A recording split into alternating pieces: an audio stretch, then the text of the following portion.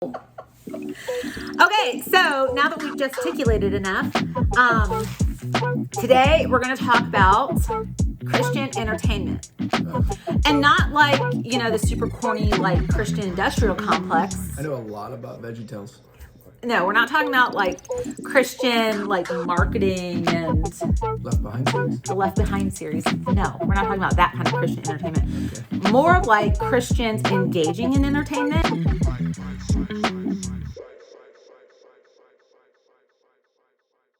First, I want to talk about Harry's book, his autobiography that's coming out. And I don't know if you all are very familiar with what's happened with the royal family and Prince Harry, him and Meghan, his wife. They left the royal. Prince. He does. He is a prince because his dad is king, so he's. Oh, I thought they got rid of those. No, they got rid of their titles, Royal Highness. Oh. His or her Royal Highness. It's very distinct difference. So they still are the Duke and Duchess of Sussex, but they've given up her or his Royal Highness titles. I know it's confusing. I don't really understand what it means. America. But man, people are super opinionated about this. Okay. And I find it real fascinating. So I don't know if you guys know much about the royal family and all that stuff that's happened, but I have been enraptured by it for a long time. Well, Harry has written an autobiography and it comes out next week on Tuesday. I may or may not have pre-ordered it last night. What? Why? It's arriving on Thursday, so I will be getting it on Thursday and reading it. It's 500 pages, by the way. Yeah. No, thank you. I'm so excited. Uh-huh. You ordered it? I did. Okay. Why wouldn't I? It's a historical moment. I mean, he is the King of England's son. Mm-hmm. I mean, that's a big deal, right? I'm not disagreeing with that. Sure. Okay.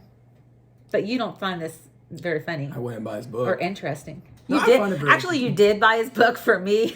I don't make any money currently. It's our money. It's your money. Our money.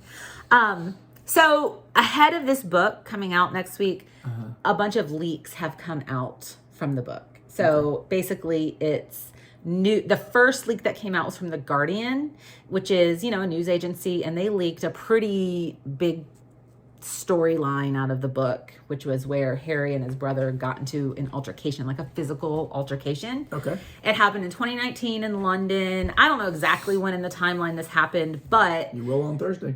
I will on Thursday. Basically, William wanted to approach and have a conversation with his brother Harry about his wife Meghan, saying that she's difficult. Oh, what did I write down? What did he say? Obviously not the answers. I wrote too much. That she is difficult, abrasive, and rude. Okay, he wants to tell his brothers that his brother's wife is difficult, abrasive, and rude. Sounds like a good Thanksgiving conversation. Yeah, it's a ballsy conversation to have. So it escalated. William apparently arrived there mad already, and it ended up with Harry saying that William attacked him, grabbed him by the collar, ripped his necklace. He fell to the floor, and Harry cracked a dog dish, and it cut him in the back, and he had bruises on his back, and it was a big, there was a lot of cussing, a lot of yelling. And unfortunate. Right before, I guess, the altercation, Harry told his brother that he's acting like an heir. Okay. Which I think is interesting. The book is called Spare. You know why it's called Spare? I've heard of that term. So spare, S-P-A-R-E, is a term for a son or an heir to the throne. No. It's like a vice president. It's like a vice president. You're the spare. Yes. So you have the heir to the throne, which is first in line, and then you have the second son.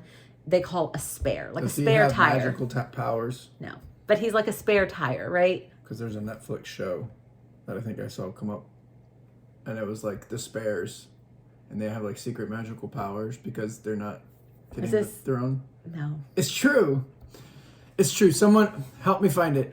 I think it's called like Despairs or something like that. Maybe it's In Despair. I mean, everybody who loves the royal family is currently in despair. Pretty sure it's in it. I'll find it. Whatever. Anyways, the whole book is kind of talking about Harry's resentment of being the spare. Okay.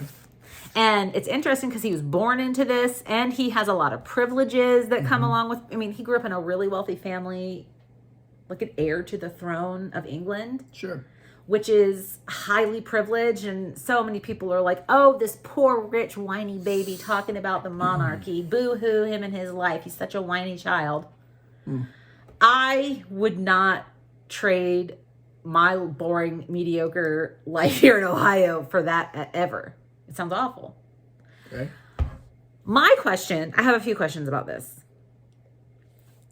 Is it right that he wrote this very damning, intimate moment between him and his brother in this book?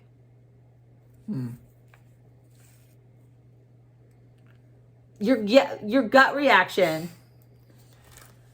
I think it's unfortunate, That he wrote it? Yeah, and that there's just that actually occurred. Like I want to see brothers have a tight bond. I want to see strong familial ties, right? No one wants to see that kind of brokenness in a family, even though it obviously exists. Yeah. Like it's really I would sad. be curious as to what the motive was. Is he trying to, I don't know what the word is, defame his character? Harry defaming his brother's character? Right. Like, what's his motive for it? Is it enlightening that, hey, he's not fit to be a future king? Or, hey, this is, like, what is it? Is it, it's not true, you've got problems too? Are you just being mean? Yeah. Right? And now using books to do it? I'd be So more you think curious. it matters more about his motive Correct. than him actually writing it? Yeah. And they say, like, why? Why are you writing that? I don't know why he would be writing that. Do you think is there ever a good motive to write something like that? Yeah, I mean, I think if it was someone writing about their abusive parent or something like that, and maybe the parent had passed away. So only if someone passes away, you can write bad about them?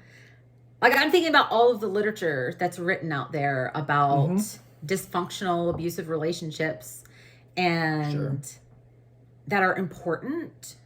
Yep.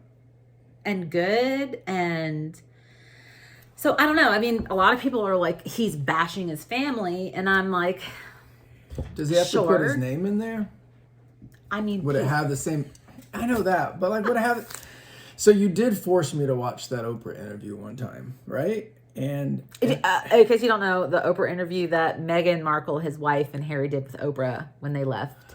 Yeah, good old Oprah. The royal family. Okay, so what are your thoughts about that? In that big opulent garden that they were sitting in, right? Uh-huh.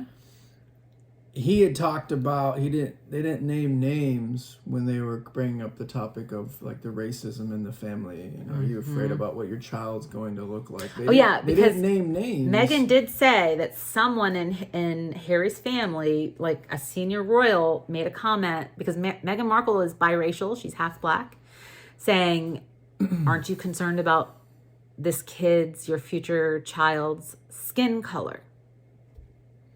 Yeah, so I wonder if you took that same approach based off the motive in which he was writing it, like what that was being used for, if changing the names or making it more anonymous that this incident had occurred. We don't really know who, but it's like, oh, that's intense, right? Then we're all left to speculate, oh my gosh, did he wrestle the king? But are you still, maybe Daniel like wrestling with the God all same night? motive, but still like protecting that individual's character, especially if it's your brother and they've been through a lot together. I mean, I remember being young when, we're the same Diana age passed away. as Harry. Yeah, but as far as I got right there. So, okay, he wrote it. Should we read it? And when I mean we, I'm talking about the collective. I'm mainly like thinking about Christians. Okay. Is it something we should read? What are you going to do with it? Just to know. I feel like for me, it's history. I mean, we're watching like the British monarchy in real time, like tell their story. That's interesting to me. I love pop culture just in general. So, and I love autobiographies and memoirs. It's my favorite. Those are my favorite genres to read. So I've been really excited about reading this book. And I kind of like keeping up with the royal family. So it's like all in one, just like, yes. Really? Yeah, I'm really excited. I guess my question would be, could you put it down if you got to that point? Got to what point? In that point in the book, and you saw that, and you're like, oh, this is captivating. Why would I have to write it? Why would I have to? What would be the reason to put it down when we got to the altercation? Right. If you felt uneasy, like you're like, oh, wow, this is like someone just pulled back the curtain, right?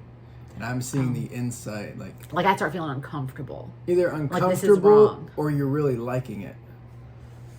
Right? Oh, like it feels salacious. Right. Like it feels like gossip. Like I'm like front row seat to this. Right. I need to know more. Like tell me everything that happened. Or like I feel gratified. Like it feels gratifying to know. Like the kid. justice is getting it. Or like William is just terrible. I knew it. Right. Like if I start feeling those things, then that's Could a you good honestly, like a trigger. Yeah. Could you honestly like ask yourself in a moment like that or in the middle of the book and say, you know what? I'm gonna put this down. And what would be the good of doing that? Like putting it down and saying, I don't think that this is okay for my heart. I don't think it's okay for this family. What's the good of choosing to stop and put it down? I think what we consume, right, is going to naturally come back out. Right? What is put in, like I live on a farm, right?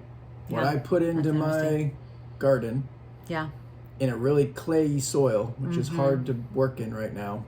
Yeah. Is clayey an adjective? Clayey, it's better than salacial, whatever that word was you said. I'm gonna need We're gonna need a glossary right here. But yeah, I think it's like, what you're feeding yourself is ultimately going to come out. Now, how you process that is different. Like, and scripture says this, right? Sure.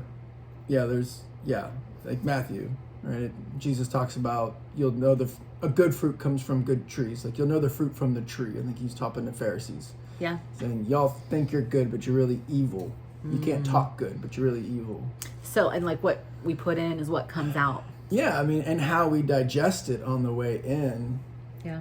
If you're not asking yourself the hard questions, and I don't think it's with this book, it's with TV shows, it's, you know, with video games, it's with whatever we're ingesting. Yeah, absolutely. But that's just me. So I'll shut up. Do you think that the British monarch can survive? Oh gosh, what? Are you a royalist? I'm holding a mug that says Ohio on it. So what does It's that like mean? very America. What do you think about the monarchy? Like, let's just gut reaction, go. I think they're really neat. They're historical they're people. Historical. I got to visit a lot of their places when I was there as a child. Okay. And it's beautiful history. You meet Harry? I did not meet Harry, unfortunately. No, I just tried. You're not going to tell them your opinion, are you? Probably You would not. rather die. You would rather just like shrivel into dust. I think we got to be more specific in the question. Do I think they're helpful in diplomacy? Maybe. Do you think that the British monarchy can survive this culture of this global social media world? Yes. You do? Yes. Okay. Because Hollywood exists, so they'll exist. So you're linking Hollywood and the royal family because people love it. People love it, so of course it's going to exist. I can see that. Yeah. I personally feel like it's not going to survive. Why? I feel like not many things survive our current global social media culture. I mean, Hollywood is barely surviving. It feels like. That's why I feel like the explosion of YouTubers and personal creators on TikTok. I mean, people aren't even going to the movies anymore. I feel like COVID like catapulted us into just not caring about going to the movies much anymore. Okay. And I think that's why you get YouTube celebrities. It's like the rise of the little man. I mean, it feels like, to me, if you can't adapt to this new climate, then you're not going to make it. And I feel like Hollywood is barely making it. Well, the early release stuff, it's just the movies. They're still filming them. And we I think it's all to be $20 seen. to watch it. Yeah. I mean, I don't. I think there'll still be celebrities. Sure. Of course. But it's just interesting, like, to see this cultural moment with social media and even us. Who cares what we have to say about Prince Harry, right? But we have a platform, a little one, to talk about it and whether or not Christians should engage in it. Are we using that wisely? I don't know.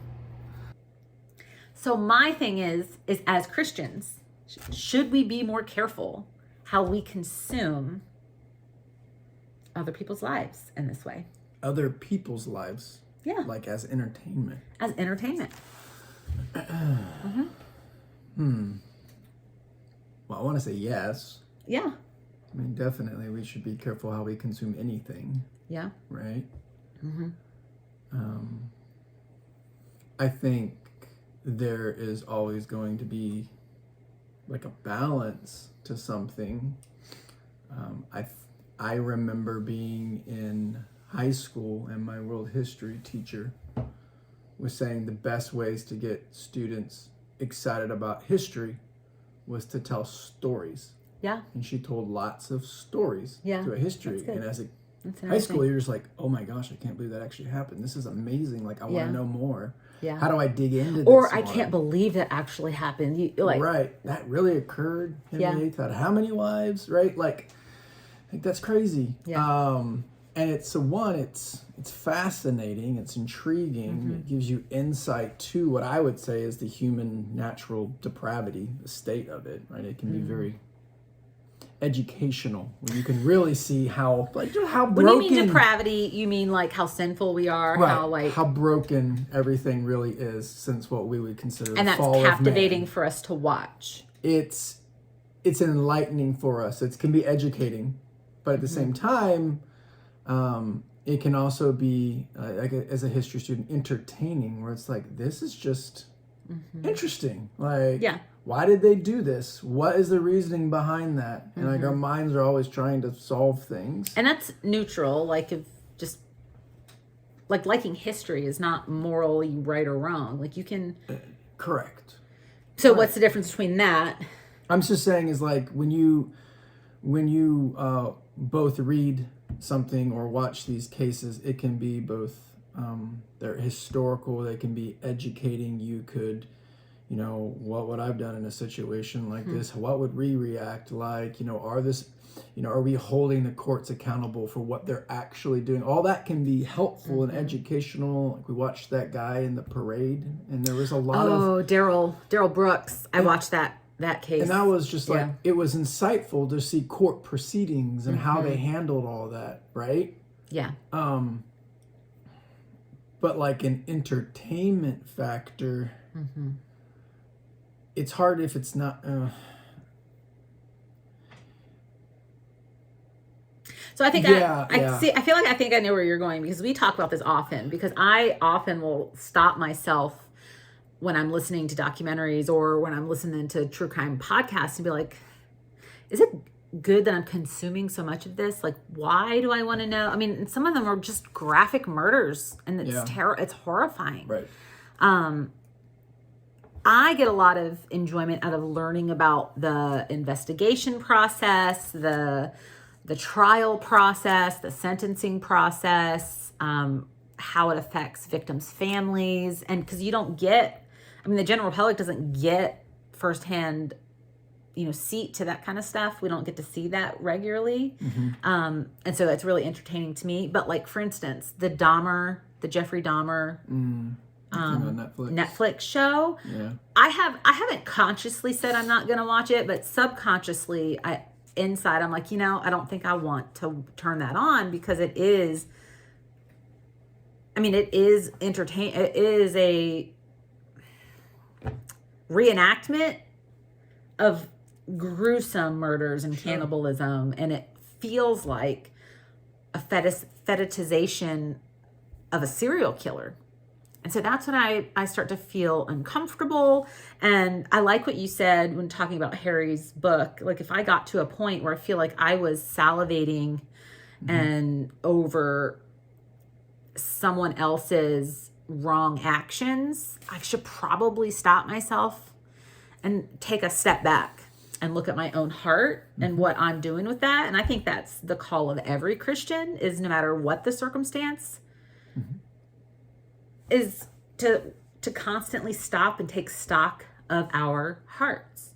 Right. Because there's nothing inherently wrong with Harry's memoir. There's nothing wrong with it. Some would say it is an addition to the world literature, right? Sure. It's a history. I would say that, yeah. History being written down that is referenced one day. It's, someone had to.